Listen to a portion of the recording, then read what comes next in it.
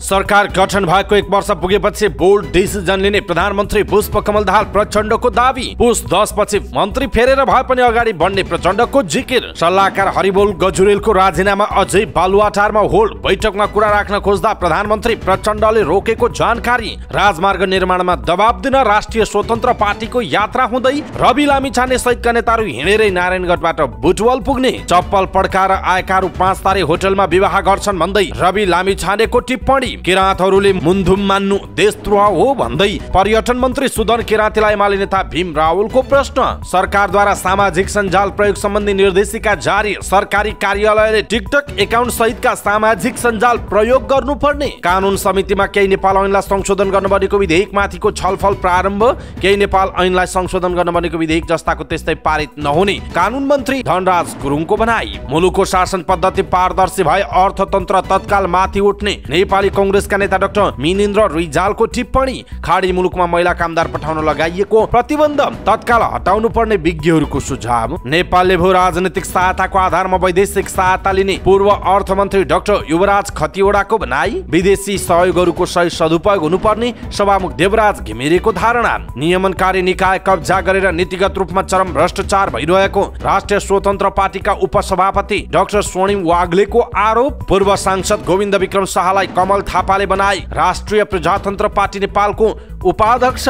सरकारको स्पष्ट नीति नहुँदा मेडिकल कलेज बन्द हुने अवस्थामा पुगेको नेपाली कांग्रेसका सांसद डाक्टर सुनिल शर्माको टिप्पणी। धनुषामा स्थानीय र प्रहरीबीच झडप। प्रहरीको गोली लागि 2 जना घाइते। पाल्पामा टिप्पर दुर्घटना हुँदा 1 जनाको मृत्यु, 2 जना घाइते। बालिकालाई यौनजन्य कार्यमा लगाएको अभियोगमा 1 जना प्रहरीको नियन्त्रणमा। 1 वर्ष बीएडको विकल्पमा नयाँ कोर्स आजदेखि आवेदन खुल्ला। विद्यालय पोसाक बाहेक अन्य पोसाक किन्न बाध्य पार्ने स्कुललाई काठमाडौँ महानगरपालिकाले कारबाही गर्ने। काठमाडौँका वडामै मेलमिलाप कक्षा बनाइयो। खटिए 66 मेलमिलापकर्ता। अंग्रेजी नयाँ वर्ष 2024 को अवसरमा पोखराको लेक साइडमा 25औं पोखरा सडक महोत्सवको आयोजना हुँदै। नेपाल राष्ट्र बैंक र सामाजिक सुरक्षा कोषमा जागिर खुल्यो। पश्चिमी मंगोलियाको तापक्रम -50 डिग्री सेल्सियस पुगेको जानकारी। चीनको कोइला खानी दुर्घटनामा 12 जनाको मृत्यु। चेक गणराज्यको चार्ल्स विश्वविद्यालयमा गोली चल्दा 15 जनाको ज्यान गयो। काठमाडौँमा जारी प्रधानमन्त्री कप महिला राष्ट्रिय क्रिकेट प्रतियोगितामा कोशी र गण्डकी प्रदेश विजयी जारी। नेपाल सुपर लिग एनएसएलमा पोखरासँग धनगढीको बराबरी। क्वालिफायर खेल्न अरु खेलको नतिजा कुर्नु पर्ने। र pro club champion T20 cricket प्रतियोगितामा Tribhuvan army club Nepal police क्लबसँग 8 विकेटले विजयी।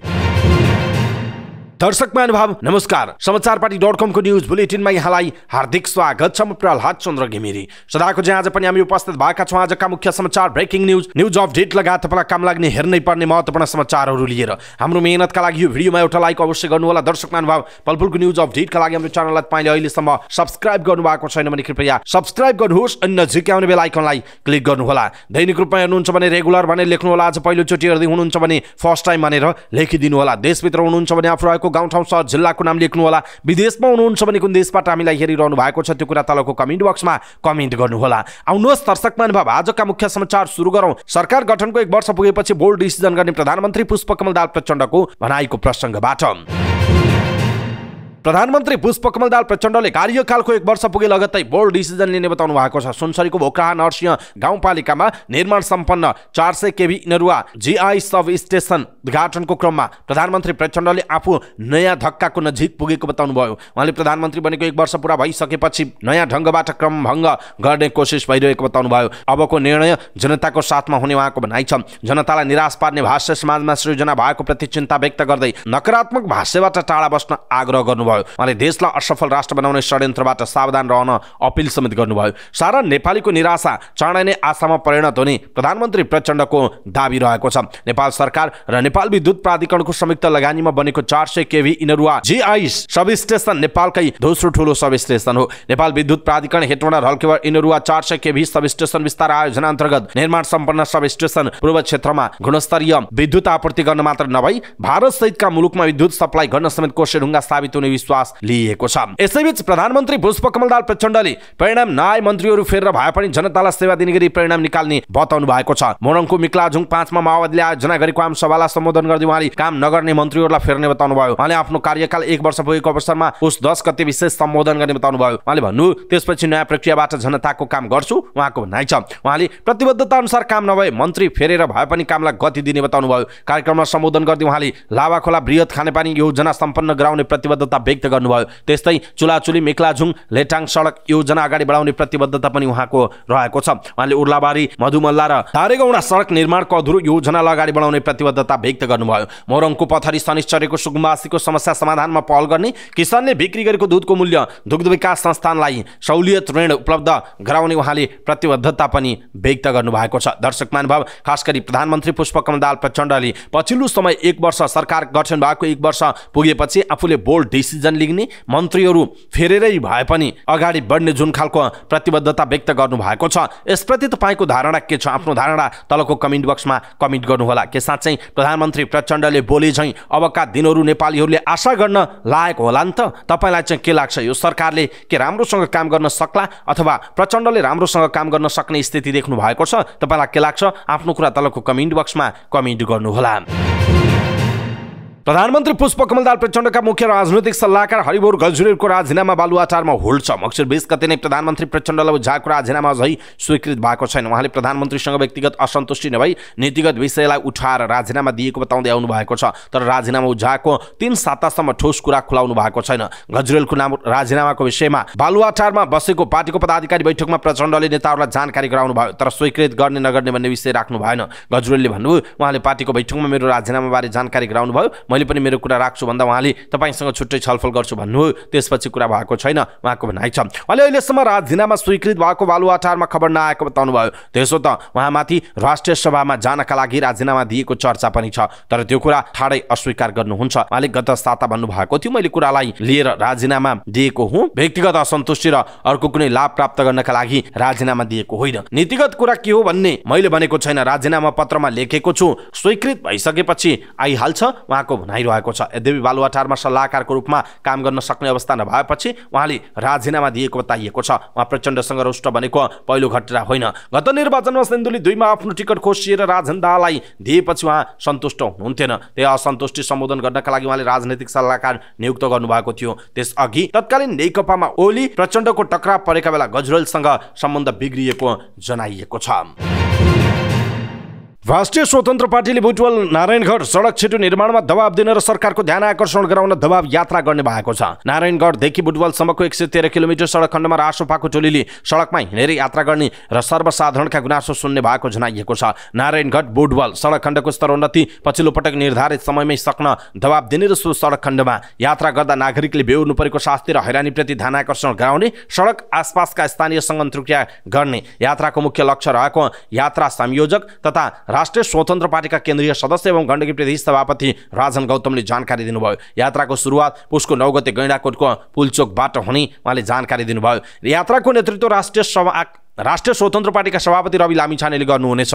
टोलीमा सांसदहरू निशा डाङ्गी, शिव नेपाली, रासोपाका सहकोषाध्यक्ष दीपक बोहरा सहितका नेताहरू सहभागी हुने जनाइएको छ। सर्वसाधारणहरूलाई पनि यात्रामा सहभागी हुन आह्वान गरिने गौतमले बताउनुभयो। पुसको 9 मा हिँडे पनि कति समयमा बुटवल पुगिने भन्नेबारे समय निर्धारण भएको छैन। हिँडेर जाने हो, बाटोमा अन्तर्संवाद गर्दै जाने हो, 9 गते सुरु भए पनि पुगिने समयको निश्चित छैन उहाँले भन्नुभएको छ।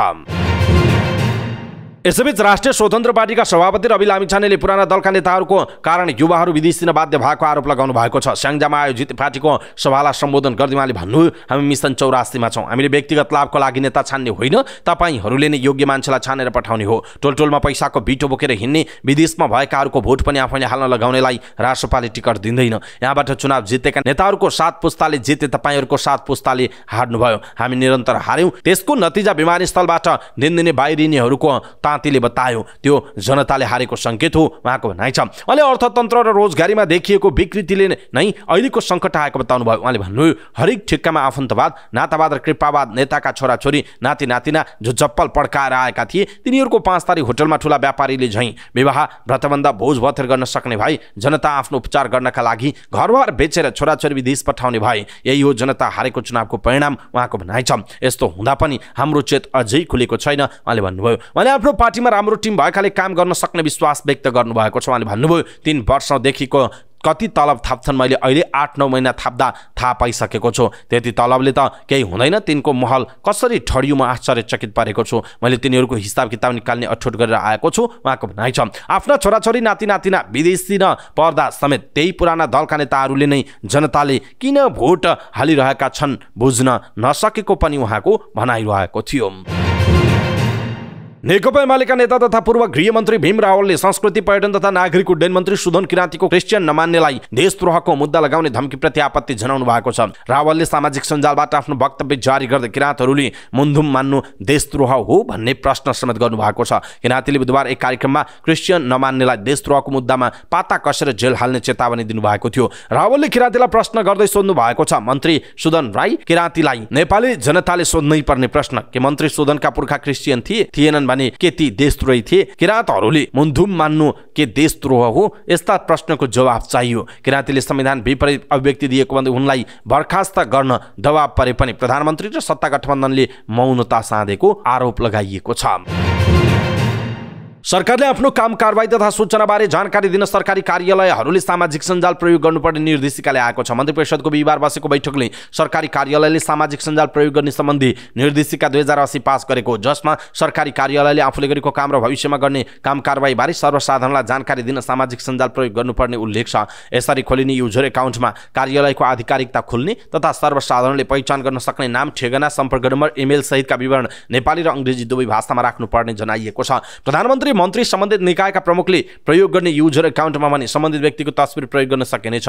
यसरी खोलिएका अकाउन्टलाई भेरिफिकेसन गर्न सञ्चार तथा सूचना प्रविधि मन्त्रालयले सघाउने बताइएको छ। कार्यालयले खोलेको सामाजिक सञ्जालको अकाउन्टमा नियमित रूपमा सार्वजनिक गर्नुपर्ने प्रगति विवरण लगायतका सामग्री सार्वजनिक गर्नुपर्नेछ। साथै आएका गुनासो, सन्देश वा सूचनाको नियमित अध्ययन तथा विश्लेषण गरेर उचित जवाब पनि दिनुपर्ने निर्देशिकामा उल्लेख गरिएको छ। तर कार्यालयले खोलेको युजर एकाउन्टमा आउने सन्देश, गुनासो र सूचनामा गालीगलौजको भाषा, अशिष्ट र अश्लील सामग्री, सामाजिक सद्भाव बिगार्ने नकारात्मक सन्देश प्रवाह गर्ने प्रयोगकर्तालाई ब्लक लिस्टमा पनि राख्न सकिने जनाइएको छ। निर्देशिकामा कुन कुन सरकारी कार्यालयहरूले कुन कुन सामाजिक सञ्जालमा एकाउन्ट खोल्न सक्छन् भनेर पनि लेखिएको छ र यसमा टिकटक पनि समावेश छ। सरकार आफैले टिकटकमाथि प्रतिबन्ध लगाएको छ। कार्तिक 27 को मन्त्री परिषद बैठकले नै सामाजिक सद्भाव बिगारेको भन्दै टिकटकमाथि प्रतिबन्ध लगाउने निर्णय गरेको थियो। तर सरकारी कार्यालयले सामाजिक सञ्जाल प्रयोग गर्ने सम्बन्धी निर्देशिका 2080 मा सरकारी कार्यालयले एकाउन्ट खोल्नुपर्ने सामाजिक सञ्जालको सूचीमा टिकटकलाई पनि राखिएको छ। निर्देशिकाको परिभाषाको खण्ड ग मा भनिएको छ, सामाजिक सञ्जाल भन्नाले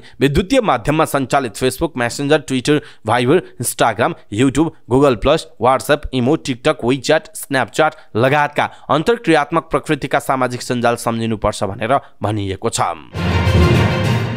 कानुन न्याय तथा मानवाधिकार समितिमा केही नेपाल ऐनलाई संशोधन गर्न बनेको विधेयकमाथि छलफल प्रारम्भ भएको छ। समितिको शुक्रबारको बैठकमा केही नेपाल ऐनलाई संशोधन गर्न बनेको विधेयकमाथि छलफल प्रारम्भ भएको हो। बैठकमा कानुन न्याय तथा संसदीय मामिला मन्त्री धनराज गुरुङ लगायत समिति सदस्यहरूले आगामी दिनमा विधेयकमाथिको छलफललाई कसरी अगाडि बढाउने भन्ने सन्दर्भमा धारणा राख्नु भएको थियो। समिति सभापति विमला सुवेदीले समितिको आगामी बैठकबाट विधेयकमाथि दफावार छलफल हुने बताउनुभयो। उहाँले आगामी दिनमा विधेयकमाथि संशोधन प्रस्ताव प्रस्तुतकर्ता सदस्यहरूसँग छलफल, विधेयकका सरोकारवाला मन्त्रालय निकायहरूसँग छलफल र विधेयकका सरोकारवाला सङ्घ संस्था वा समूहहरूसँग छलफल हुने बताउनुभयो। त्यसपछि विधेयकका विषयमा दफावार छलफल, प्रतिवेदन लेखन र विधेयकको प्रतिवेदन पारितको कार्यसूची रहेको उहाँले बताउनुभयो। समिति सभापति सुवेदीले अब समितिको बैठक सार्वजनिक विदाको दिन बाहेक नियमित रूपमा बस्ने भन्दै बैठकमा अनिवार्य उपस्थितिका लागि सांसदहरूलाई आग्रह समेत गर्नुभयो। समितिको आगामी बैठक पुसको 8 गते आइतबार बिहान 11 बजे बस्ने गरी बोलाइएको जनाइएको छ। यसैबीच कानुन न्याय तथा संसदीय मामिला मन्त्री धनराज गुरुङले केही नेपाल ऐनलाई संशोधन गर्न मरेको विधेयक जस्ताको त्यस्तै पारित नहुने बताउनु भएको छ। कानुन न्याय तथा मानव अधिकार समितिको बैठकमा बोल्दै मन्त्री गुरुङले केही नेपाल ऐनलाई संशोधन गर्न मरेको विधेयक जस्ताको त्यस्तै पारित नहुने बताउनु भएको। उहाँले सो प्रतिबद्धता आफूले संसद बैठकमा सैद्धान्तिक छलफलकै क्रममा गरिसकेको भन्दै प्रतिबद्धता नबिर्सिएको बताउनु भयो। उहाँले केही नेपाल ऐनलाई संशोधन गर्न मरेको विधेयकको सम्बन्धमा राष्ट्रिय सभाको विधान व्यवस्थापन समितिले दिएका निर्देशनलाई पालना गर्ने पनि उहाँको भनाइ छ। बैठकमा बोल्दै समितिका सदस्य ध्रुवबहादुर प्रधानले कुनै पनि घटनाको आरोपीलाई राजनीतिक निर्णय गरेर माफी दिने कुरा ऐनमा राख्नु नहुने भन्दै ध्यान आकर्षण गराउनु भयो। सोही सन्दर्भमा बोल्दै मन्त्री गुरुङले ऐन निर्माण गर्दा त्यस प्रकारको कुराहरू नराख्ने पनि स्पष्ट पार्नु भएको छ। मन्त्री गुरुङले आफूले सबै मन्त्रीहरूलाई सम्बन्धित मन्त्रालयले प्रस्तुत गर्नुपर्ने विधेयकको प्राथमिकता तोकेर 7 दिनभित्र पठाउनका लागि पत्राचार गरेको पनि बताउनु भयो। अनि कानुन निर्माणको सम्बन्धमा सभामुखसँग पनि छलफल गर्न लागि उहाँको भनाइरहेको छ। नेपाली कांग्रेसका नेता डाक्टर मिनेन्द्र रिजालले देशको शासन पारदर्शी बनाउने बाटोमा लागि मुलुकको अर्थतन्त्र तत्काल माथि उठ्ने दावी गर्नुभएको छ। वैदेशिक सहयोगको प्रभावकारिता आधारित डाक्टर दिल्लीराज खनालद्वारा लिखित पुस्तक विमोचन कार्यक्रममा बोल्दै कांग्रेस नेता डाक्टर रिजालले यस्तो बताउनु भयो। उहाँले पछिल्लो 7 वर्षमा मुलुकको शासनमा नाच्नु मुख्य समस्या भएको बताउनु भयो। उहाँले सबै पूर्वाधार तयार हुँदा पनि नेपालको अर्थतन्त्रमाथि जान नसक्नु देशको शासनमा चल्नु भएको उल्लेख गर्नु भएको हो। उहाँले मुलुकमा जनताले तिरेको कर र वैदेशिक ऋणलाई पारदर्शी बनाउन आवश्यक रहेको बताउनु भयो। उहाँले अहिलेको अवस्थाको मुलुकको कुशासनको निरन्तरताले मुलुकको अर्थतन्त्र कहीँ पनि पुग्न नसक्ने बताउनु भएको छ। उहाँले मुलुकको अर्थतन्त्रमाथि उठे स्वदेशी तथा विदेशी लगानी सहज रूपमा आउने बताउनु भयो। उहाँले अर्थतन्त्र सबल बन्ने सबै आधारहरू बनेकाले स्वदेशी तथा विदेशी लगानीकर्ताहरू नेपालको विकासमा सहभागिता जनाउन सहजता हुने बताउनु भएको छ। सरोकारवालाहरूले खाडी मुलुकमा महिलाहरूलाई घरेलु कामदारको रूपमा पठाउन लागेको प्रतिबन्ध तत्काल हटाउन सरकारसँग माग गरेका छन्। अन्तर्राष्ट्रिय आप्रवासन दिवस 2023 को अवसर पारेर काठमाडौँमा आयोजित घरेलु कामदारमा जानका लागि लगाइएको पूर्व शर्तहरू सम्बन्धी गोलमेज अन्तर्क्रिया कार्यक्रममा बोल्दै विज्ञहरूले यस्तो बताएका हुन्। कार्यक्रममा श्रम विज्ञ रामेश्वर नेपालले नियन्त्रण गर्न सक्ने अवस्था नभएकाले सरकारले लगाएको प्रतिबन्ध हटाउनु पर्ने बताउनु भयो। सत्तारूढ नेपाली कांग्रेसकी सांसद रमा कोइरालाले नेपाली महिला कामदारहरू वैदेशिक रोजगारीमा जानुको कारणबारे खोजी गर्न जरुरी रहेको बताउनु भयो। उहाँले नेपालमा नै महिला श्रमिकहरूले ठूलो पीडा भोग्नुपर्ने अवस्था विद्यमान रहेकाले त्यसको अन्त्य गर्नका लागि सरकारलाई गम्भीर हुन आग्रह गर्नु भएको छ। श्रम विज्ञ नेपालले खाडी मुलुकमा घरेलु कामदारको रूपमा महिला पठाउने कुरालाई सरकारले फुकुवा गर्दै कानुनहरूको प्रभावकारी कार्यान्वयनमा जोड दिनुपर्ने बताउनु भयो। यता श्रम रोजगार तथा सामाजिक सुरक्षा मन्त्रालय अन्तर्गतको वैदेशिक रोजगार बोर्डका कार्यकारी निर्देशक डाक्टर द्वारिका उप्रेतीले अन्तर्राष्ट्रिय श्रम संगठन ILO का नियमहरूको पालना नगर्ने देशहरूमा घरेलु कामका लागि महिलालाई वैदेशिक रोजगारीमा पठाउने कुरा उपयुक्त नहुने बताउनु भयो। उहाँले त्यहाँ गएर आएका महिलाहरूको पीडालाई पनि सम्बोधन हुने गरी सो सम्बन्धी निर्णय लिनुपर्ने समेत बताउनु भयो। कार्यक्रममा प्रवासी महिला समूहकी कार्यकारी निर्देशक विजया राई श्रेष्ठले खाडी मुलुकमा महिलाहरूलाई घरेलु कामदारको रूपमा पठाउन लागेको प्रतिबन्ध फुकाउने विषयमा सरकारलाई आफूहरूले सुझाव दिएको पनि बताउनु भयो। पूर्व अर्थमन्त्री डाक्टर युवराज खतिवड़ाले नेपालले भू राजनीतिक सहायताको आधारमा वैदेशिक अनुदान र सहयोग लिने गरेको बताउनु भएको छ। वैदेशिक सहयोगको प्रभावकारिता आधारित डाक्टर दिल्लीराज खनालद्वारा लिखित पुस्तक विमोचन कार्यक्रममा बोल्दै पूर्व अर्थमन्त्री डाक्टर खतिवड़ाले आर्थिक विकासका लागि भन्दा पनि नेपालले भू राजनीतिक सहायताको आधारमा वैदेशिक अनुदान र सहयोग लिने गरेको बताउनु भयो। उहाँले वैदेशिक सहयोगमा राजनीतिक अर्थतन्त्रका कुराहरू जोडिने गरेको बताउनु भयो। भू राजनीतिक र विश्व अर्थतन्त्रमा पावरको हिसाबले नसोचेको भए अमेरिकी परियोजना MCC विगतमा ल्याउन लागेको थियो भन्ने कथा मात्रै सुनिने तर कार्यान्वयनमा आउने अवस्था नभएको उहाँको भनाइ थियो। डाक्टर खतिवड़ाले भू राजनीतिक र विश्व अर्थतन्त्रमा अमेरिका बलियो भएकाले नै MCC परियोजना कार्यान्वयनमा ल्याउनु परेको स्पष्ट पार्नुभयो। उहाँले भू राजनीतिक र विश्वमा अर्थतन्त्रको पावरको हिसाबमा नेपालले कुन देशको सहायता लिँदा र नलिँदा कस्तो असर पर्छ भन्ने विषयमा तुलना गर्न आवश्यक हुने बताउनु भएको छ। उहाँले नेपालमा कतिपय योजनाहरू सरकारको खुसीले भन्दा पनि शक्ति सन्तुलनको रूपमा लिइरहेको दावी गर्नुभयो। पूर्व अर्थमन्त्री खतिवड़ाले अर्थतन्त्रमा विश्वको पावर मुलुकको परियोजना नभई देश नचल्ने भन्ने अवस्था नभएको भन्दै अमेरिकाको MCC अगाडि बढाउँछौँ भने चीनको BRI परियोजना पनि नेपालले अगाडि बढाउनु पर्ने आफ्नो धारणा रहेको उल्लेख गर्नुभयो। उहाँले वैदेशिक सहायता स्वीकार गर्नुभन्दा भू राजनीतिक सन्तुलन नेपालका लागि जरुरी रहेको बताउनु भयो। उहाँले नेपालमा कुनै पनि देशको सहायता लिनुहुन्न भन्ने अवस्था अहिले नपुगेको पनि बताउनु भएको छ। उहाँले अबको 15 वर्षसम्म 5 देखि 7% आर्थिक वृद्धि दर गर्दा अनुदान लिँदैनौँ भन्ने अवस्थामा पुग्न सकिने बताउनु भयो। उहाँले अल्प विकसित देशबाट विकसनोन्मुख देशमा स्तरोन्नति भएपछि अनुदान हट्दै जाने अवस्था रहेको भन्दा अनुदान नलिने अवस्थामा पुग्नका लागि मुलुकको आन्तरिक राजस्व बलियो बनाउन आवश्यक रहेको पनि बताउनु भएको छ। प्रतिनिधि सभाका सभामुख देवराज घिमिरेले विदेशी सहयोगहरूको सही सदुपयोग हुनुपर्नेमा जोड दिनु भएको छ। काठमाडौँमा आयोजित एक कार्यक्रमलाई सम्बोधन गर्दै उहाँले यस्तो बताउनुभयो। उहाँले विदेशी सङ्घ संस्थाहरूले आफ्नो उद्देश्य पूरा गर्नका लागि सहयोगका कार्यक्रमहरू ल्याइरहने क्रम बढिरहेको भन्दै यसको निगरानी हुनुपर्ने बताउनुभयो। उहाँले वैदेशिक सहयोगको सदुपयोग ठिक ढङ्गबाट गर्नका लागि आम जनताको पहुँचमा सहायता बारेको जानकारी पुग्नुपर्ने बताउनुभयो। उहाँले देशको विकास गर्न विभिन्न वैदेशिक सङ्घ संस्था राष्ट्र र कार्यक्रमहरू मार्फत आइरहेका सहयोगहरूलाई सरकार मार्फत संसदमा पेश गर्ने र संसदले त्यसको प्रयोग कहाँ कुन क्षेत्रमा कसरी गर्नुपर्छ भन्ने बारेमा बजेट वा नीति अन्तर्गत कार्यान्वयनमा लैजानुपर्ने बताउनुभयो। उहाँले वैदेशिक सहयोगको कार्यान्वयन भइरहेका ठाउँको निरीक्षणमा संसदले प्रभावकारी निगरानी बढाउनु पर्नेमा जोड दिनुभएको हो। सभामुख घिमिरेले विमानस्थलहरू बनाउने कुरामा सफलता हात लागे पनि देशको सञ्चालनबारे कुनै ध्यान नपुगेको बताउनु भएको छ। राष्ट्रिय स्वतन्त्र पार्टीका उपसभापति तथा सांसद डाक्टर स्वर्णिम वाग्लेले नियमनकारी निकाय कब्जा गरी नीतिगत रूपमा चरम भ्रष्टाचारको युगमा मुलुक रहेको बताउनु भएको छ। वैदेशिक सहयोगको प्रभावकारिता आधारित डाक्टर दिल्लीराज खनालद्वारा लिखित पुस्तक विमोचन कार्यक्रममा बोल्दै उहाँले यस्तो बताउनुभयो। उहाँले नेपालमा नीतिगत सेटिङका आधारमा नियुक्ति समेत किनबेच हुने गरेको उल्लेख गर्नुभयो। उहाँले यस्तो देशमा वैदेशिक सहायता लिने देशहरूले वित्तीय पारदर्शितामा बाँध्नुपर्छ भन्ने विषयको पक्षधर रहेको बताउनुभयो। उहाँले वैदेशिक सहायता निकायहरूले वित्त शर्त, वित्त अनुशासन र पारदर्शितामा नबाँधे अझ बढी भ्रष्टाचार बढ्ने बताउनुभयो। उहाँले अहिले कागज मिलाएर अर्बौंको भ्रष्टाचार गर्ने काम भइरहेको बताउनुभयो। उहाँले ठेकेदार, नेता र कर्मचारीको मिलेमतोबाट नियुक्ति, किनबेच, नीतिगत कब्जा र पूर्वाधार निर्माणमा समेत भ्रष्टाचार भइरहेको उल्लेख गर्नुभयो। उहाँले वैदेशिक एजेन्सीहरूले दिने सहयोगमा अझै पनि त्यस्ता ठाउँहरूमा निरपेक्ष रूपमा आर्थिक मितव्ययिताका लागि शर्तहरू आवश्यक रहेको बताउनुभयो। उहाँले प्रदेश सरकारहरूलाई पञ्चवर्षीय योजनाहरू बनाउन कन्सल्टेन्ट बुद्धिजीवीहरूको आवश्यकता नभएको बताउनुभयो। उहाँले सरकारले बनाउने नीतिमा लैङ्गिक, धार्मिक, जातीय अवस्थालाई समावेश गर्ने खालका नीतिहरू बनाउन सके संघीयता त्यसको एउटा अंश हुन सक्ने बताउनुभयो। उहाँले सिंहदरबारमा 10 जना एडभाइजर राखिएको तर अब कोशी कर्णालीमा पनि राख्नुपर्छ भन्ने कुरा आफू सरकारमा गयौँ भने खारेज गर्ने बताउनुभयो। उहाँले खुद्रे खालका योजनाहरूमा पनि निर्मम भएर अगाडि बढ्ने बताउनुभयो। उहाँले बुझेको, देखेको र भोगेको कुरालाई कार्यान्वयन गर्नुपर्ने आवश्यकता रहेको उल्लेख गर्नुभयो। उहाँले जति अल्प विकसितबाट विकासोन्मुख देशमा स्तर उन्नति हुने कुरामा धेरै हाउगुजी भइरहेको बताउनुभयो। उहाँले वैदेशिक व्यापारमा सहुलियत कहाँ पाइन्छ, कहाँ घुम्छ र सम्भावित प्रतिस्पर्धी को हो भनेर गम्भीर भएर विश्लेषण कसैले पनि नगरेको बताउनुभयो। उहाँले ग्रान्ड लोनको अवस्था एलडीसी भएकै कारण लगभग शून्य अवस्थामा रहेको बताउनुभयो। उहाँले विश्व बैंक, एडीबीहरूको सहयोग पनि भू राजनीतिको कारण आइरहेको दाबी गर्नुभयो। राप्रपा नेपालका अध्यक्ष कमल थापाले पार्टीको विधान बमोजिम पूर्व सांसद गोविन्द विक्रम शाह जाजरकोटलाई उपाध्यक्ष पदमा मनोनित गर्नुभएको छ। शाहको मनोनयनले पार्टी संगठन सुदृढीकरणमा महत्त्वपूर्ण भूमिका खेल्ने भन्दै थापाले शाहलाई जिम्मेवारी पत्र हस्तान्तरण गर्दै बधाई सहित सफल कार्यकालको शुभकामना दिनुभयो। केही दिनअघि राप्रपा नेपाल प्रवेश गर्नुभएका शाह जाजरकोटबाट निर्वाचित पूर्व सांसद र तत्कालीन जेविस सभापति हुनुहुन्छ। राप्रपाका संस्थापक सदस्य शाह पछिल्लो समय नेकपा एमालेमा आबद्ध रहनु भएको थियो।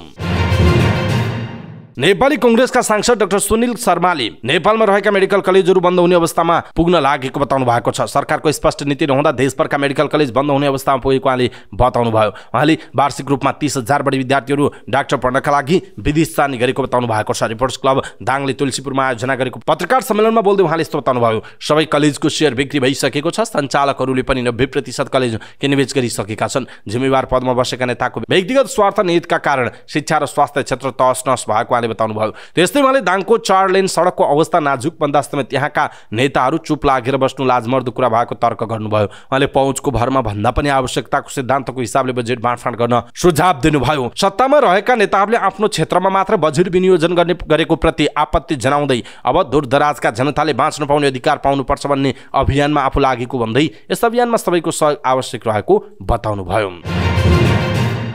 धनुषाको हंसपुर नगरपालिका वडा नम्बर 5 सुगा निकासमा रहेको इलाका प्रहरी कार्यालय घेराउ गर्न पुगेका स्थानीय र प्रहरी बीच झडप हुँदा प्रहरीको गोली लागि 2 जना घाइते भएका छन्। स्थानीयको कुटाइले घाइते भएका व्यक्तिको प्रहरीको कुटाइबाट निधन भएपछि आक्रोशित स्थानीय प्रहरी चौकी घेराउ गर्न पुगेका थिए। सो क्रममा स्थानीय र प्रहरी बीच झडप भएको बताइएको छ। झडपको क्रममा भिडलाई हटाउन प्रहरीले गरेको हवाई फायरको क्रममा 2 जनालाई गोली लागेको छ। गोली लागेर सुगा निकासका 36 वर्षीय शंकर मण्डल र 18 वर्षीय मतलुब अन्सारी घाइते भएको बताइएको छ। घाइते भएका अन्सारीको बायाँ पाखुरामा गोली लागेको छ भने अर्का घाइते मण्डलको दायाँ हातमा गोली लागेको बताइएको छ। प्रहरीको गोली लागेर 2 जना सहित झडपमा परि 3 जना घाइते भएको स्थानीयले बताएका छन्। यता जिल्ला प्रहरी कार्यालय धनुषाका अनुसार आक्रोशित स्थानीयको भिडले इलाका प्रहरी कार्यालयमा आगजनी गर्न थालेपछि प्रहरीले आत्मरक्षाका लागि गोली चलाएको जनाएको छ। आक्रोशित स्थानीयको भिडले प्रहरी उप आक्रमण गर्न खोजी र सशस्त्र प्रहरीको एउटा मोटरसाइकल पूर्ण रूपमा जलाइदिएको र नेपाल प्रहरीको एउटा मोटरसाइकलमा समेत आगजनी गरी क्षतिग्रस्त बनाएको जिल्ला प्रहरी कार्यालय धनुषाले जनाएको छ। स्थानीय दीपा मण्डललाई स्थानीयवासीको विवादका पूछताछका क्रममा पक्राउ गरी इलाका प्रहरी कार्यालयमा लगिएका बेला प्रहरी सही तुलानन्द ठाकुरको पिटाइबाट मण्डलको संवेदनशील अङ्गमा चोट लागेको थियो। उपचारका क्रममा उनको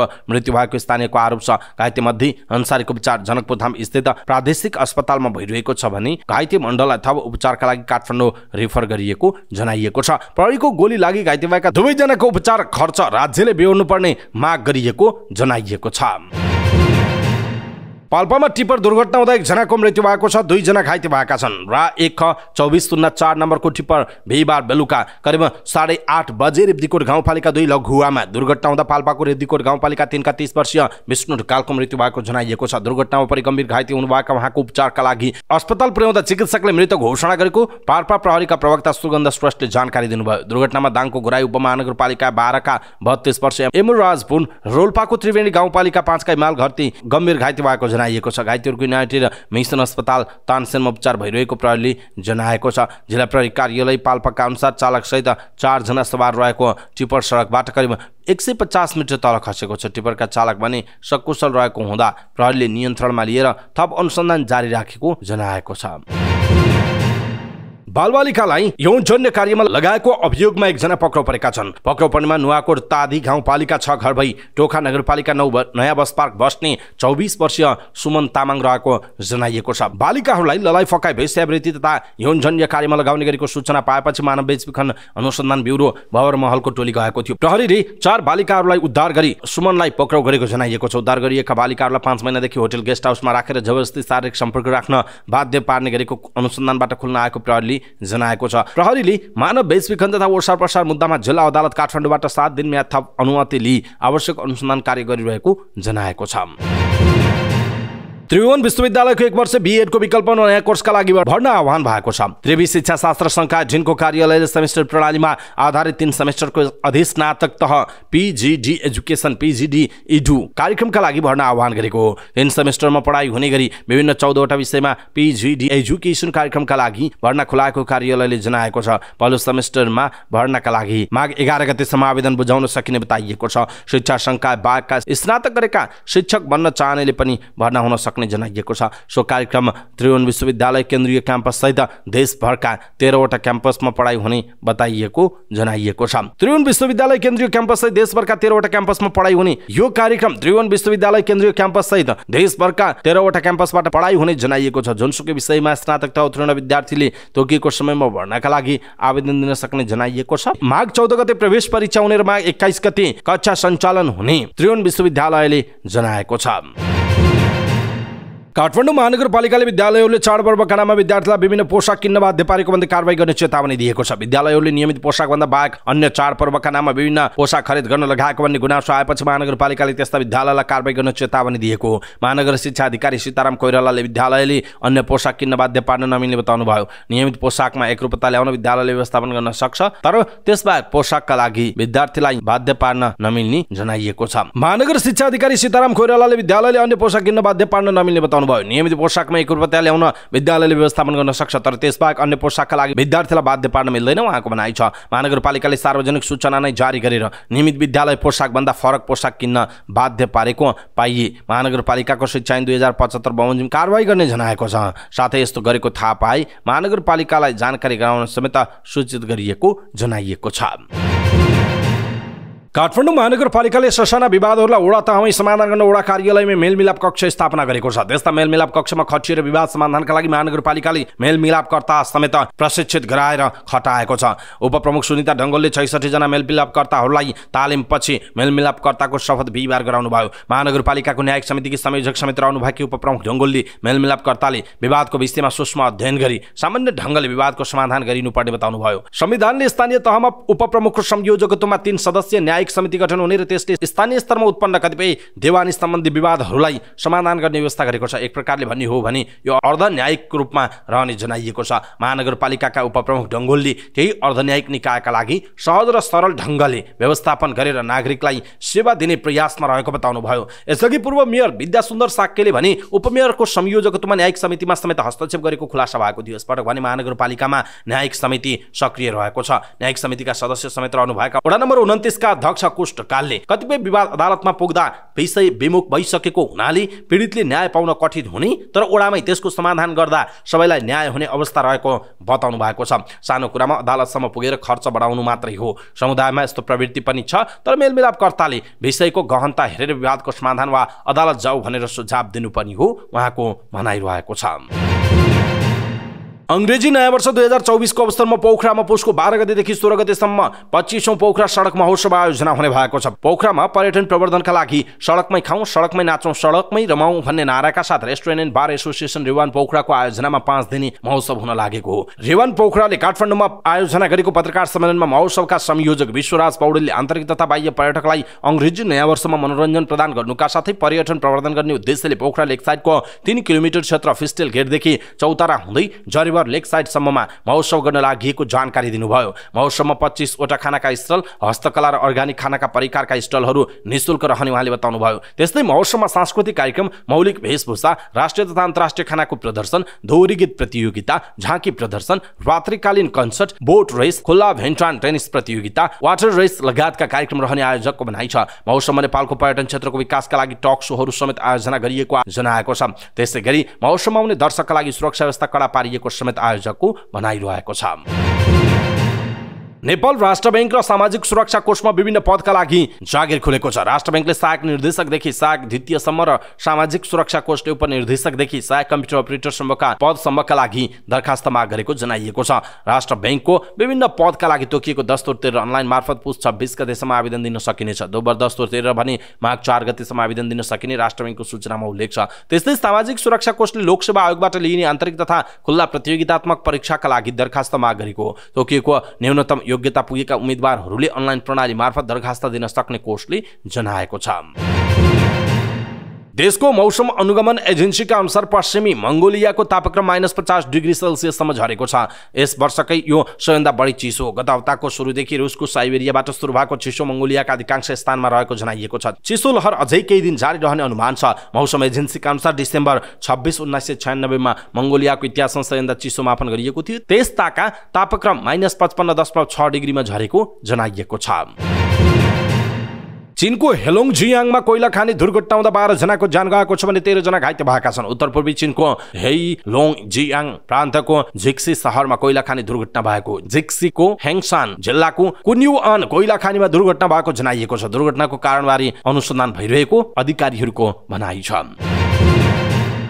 चेक गणराज्यको राजधानी प्राग स्थित चार्ल्स युनिभर्सिटीमा एक व्यक्तिको गोली प्रहारबाट 14 जनाको मृत्यु भएको छ। गोली चलाउने व्यक्ति पनि सुरक्षाकर्मीको कारबाहीमा मारिएका छन्। कुल 15 जना मारिएको यो घटनामा अन्य 24 जना घाइते भएको समाचार छ। समाचार एजेन्सी रोयटर्सका अनुसार बिहिबार मानविकी संकाय आर्ट्स फ्याकल्टीको एक 24 वर्षीय विद्यार्थीले अन्धाधुन्द गोली चलाएका थिए। गोली चलेपछि मानिसहरूको भागदौड मचिएको थियो। कतिपय छतबाट पनि हाम फालेका थिए। चार्ल्स विश्वविद्यालय चेक रिपब्लिकको सबैभन्दा पुरानो र सबैभन्दा ठूलो विश्वविद्यालय हो। यो युरोपकै पुराना संस्थाहरू मध्ये एक हो। विश्वविद्यालय रहेको क्षेत्र विख्यात पर्यटकीय क्षेत्र पनि रहेको जनाइएको छ। यहाँ हरेक वर्ष नयाँ वर्ष मनाउन मानिसहरूको ठूलो भिड जम्मा हुन्छ। राष्ट्रपति पीटर पावेलले विश्वविद्यालय क्षेत्रमा गोली चलेको घटनाबाट आफू स्तब्ध भएको बताएका छन्। साथै मृतक परिवारजनप्रति समवेदना प्रकट गरेका छन्। यो घटना कुनै अन्तर्राष्ट्रिय आतंकवादीसँग सम्बन्धित नभएको चेक प्रहरीले जनाएको छ। चेक रिपब्लिकमा बन्दुकधारीको आक्रमणबाट मानिस मारिनु सामान्य जस्तै भइसकेको छ। यद्यपि चेक रिपब्लिकले स्वतन्त्रतापछि यो अहिलेसम्मकै घातक आक्रमण भएको बीबीसीले जनाएको छ। यसअघि सन् 2015 मा एक रेस्टुरेन्टमा गोली चल्दा 8 जनाको ज्यान गएको बताइएको छ। काठमाडौँमा जारी प्रधानमन्त्री कप महिला राष्ट्रिय क्रिकेट प्रतियोगितामा शुक्रबार गण्डकी र कोशी प्रदेशले जित हात पारेका छन्। मुलपानी क्रिकेट मैदानमा भएको खेलमा गण्डकी प्रदेशले कर्णाली प्रदेशलाई 44 रनले पराजित गर्यो। प्रतियोगितामा गण्डकीको 2 खेलमा पहिलो जित हो भने कर्णालीले 2 खेलमा पराजय भोगेको छ। शुक्रबार गण्डकीले दिएको 142 रनको लक्ष्य पछ्याएको कर्णालीले निर्धारित 20 ओभरमा 6 विकेट गुमाउँदै 97 रन मात्र जोड्न सक्यो। कर्णालीका लागि गौरी बोहराले सर्वाधिक 26 रनको योगदान गरिन्। यसअघि टस जितेर पहिला ब्याटिङ गरेको गण्डकीले अञ्जली विश्वकर्माको 51 रन तथा ज्योत्सिनाका मार्सिनीको 50 रनको मद्दतमा 6 विकेट गुमाउँदै 141 रन जोडेको बताइएको छ। कर्णालीका लागि मुन्ना थारू र सञ्जु गुरुङले समान 2-2 विकेट हात पारेका हुन्। यता त्रिवी क्रिकेट मैदानमा भएको खेलमा कोशी प्रदेशले बागमती प्रदेशलाई 8 विकेटले हराएको छ। जितका लागि चाहिएको 88 रनको लक्ष्य कोशीले 18 ओभर 1 बलमा 2 विकेट गुमाएर पूरा गरेको हो। कोशीको जितमा काजल श्रेष्ठ, अप्सरी बेगमले समान 41 रनको योगदान गरे। यसअघि टस हारेर पहिला ब्याटिङ गरेको बागमतीले निर्धारित 20 ओभरमा 8 विकेटको क्षतिमा 87 रन जोड्यो। बागमती क्षतिका लागि यशोदा विष्टले 41 रनको योगदान गरेको जनाइएको छ। पोखरा थन्डर्स शीर्ष स्थानमा रहँदै नेपाल सुपर लिग NSL को क्वालिफायरमा पुगेको छ। शुक्रबार त्रिपुरेश्वरको दशरथ रङ्गशालामा भएको खेलमा पोखराले धनगढी FC सँग 1-1 गोलको बराबरी खेलेको। धनगढीका मिलन राईले खेलको 42औं मिनेटमा गोल गर्दै अग्रता दिलाएका थिए, तर धनगढीले अग्रता जोगाउन सकेन। खेलको इन्जुरी समयमा पोखराका मोसेस ग्यावाले गोल गर्दै खेल 1-1 को बराबरीमा ल्याए। यो बराबरीसँगै पोखराले 8 खेलमा 15 अङ्क जोडेको छ। धनगढी 8 खेलमा 13 अङ्क सहित दोस्रो स्थानमा छ। धनगढीले उपविजेता बन्दै क्वालिफायर खेल्ने सम्भावना छ, तर उसले अरू खेलको नतिजा भर पर्नुपर्ने हुन्छ। Lalitpur city FC, Jhapa FC, Kathmandu rangers FC र वीरगञ्ज युनाइटेड FC मध्येका 2वटा टोली प्लेअफको दौडमा रहेका छन्। NSL मा तालिकाको शीर्ष 2वटा टोलीले फाइनल प्रवेशका लागि क्वालिफायर खेल्नेछन्। क्वालिफायरमा हार्ने टोलीले तालिकाको तेस्रो र चौथो स्थानको टोली बीच हुने खेलको विजेतासँग फाइनल प्रवेशका लागि खेल्ने मौका पाउने जनाइएको छ। दोस्रो संस्करणको pro club champion T20 cricket प्रतियोगितामा त्रिभुवन आर्मी क्लब 8 विकेटले विजयी भएको छ। वीरगञ्जको नारायणी रङ्गशालामा नेपाल पुलिस क्लबले पहिलो ब्याटिङ गरी 18.4 ओभरमा सबै विकेट गुमाएर 58 रनको झिनो योगफल खडा गरेको थियो। प्रत्युत्तरमा आर्मीले 6.1 ओभरमा 2 विकेटको क्षतिमा लक्ष्य पूरा गरेको। आर्मीका लागि रोहित पौडेलले सर्वाधिक 21 रन बनाए, विनोद भण्डारीले 14 र सन्तोष कार्कीले 20 रन जोडे। अमित श्रेष्ठले 11 रन बनाए। करण केसीले टोलीका लागि सर्वाधिक 15 रन बनाए। आर्मीका शाहब आलमले 3 विकेट लिए। उनले 4 ओभरमा 2 मेडन राख्दै 4 रन खर्चिएका थिए। यसैबीच पर्साले उद्घाटन खेलमा भारतको UP11 लाई 1 विकेटले हराएको छ। UP11 ले दिएको 67 रनको लक्ष्य पर्साले 16.4 ओभरमा 9 विकेट गुमाएर पूरा गरेको। वर्षाका लागि अनिल शाहले 18 र कप्तान सन्दीप लामिछानेले 12 रन जोडे। UPका तरुण कुमार र वासी अन्सारीले समान 2 विकेट लिए। UPले पहिलो ब्याटिङ गरी 16 ओभरमा सबै विकेट गुमाएर 66 रन मात्र जोडेको थियो। UPका समीर अन्सारीले 24 रन जोडेको जनाइएको छ। अवस्था दर्शक महानुभाव, समाचारपाटी.com को न्यूज बुलेटिन अहिलेका लागि यति नै। हामीले प्रस्तुत गरेका यी समाचारहरूप्रति तपाईको धारणा के छ? आफ्नो धारणा तलको कमेन्ट बक्समा कमेन्ट गर्नुहोला। हाम्रो मेहनतका लागि यो भिडियोमा एउटा सानो लाइक अवश्य गर्नुहोला। दर्शक महानुभाव, पलपलको न्यूज अपडेट हेर्नका लागि हाम्रो च्यानललाई तपाईले अहिलेसम्म सब्स्क्राइब गर्नु भएको छैन भने कृपया सब्स्क्राइब गर्नुहोस् अनि नजिकै आउने बेल आइकनलाई क्लिक गर्नुहोला। समाचारपाटी.com को न्यूज बुलेटिन नेपाली समय अनुसार भोलि बिहान 5 बजे लिएर फेरि हामी उपस्थित हुनेछौँ। पलपलको न्यूज अपडेटका लागि समाचारपाटी.com हेर्दै गर्नुहोस्। नमस्कार।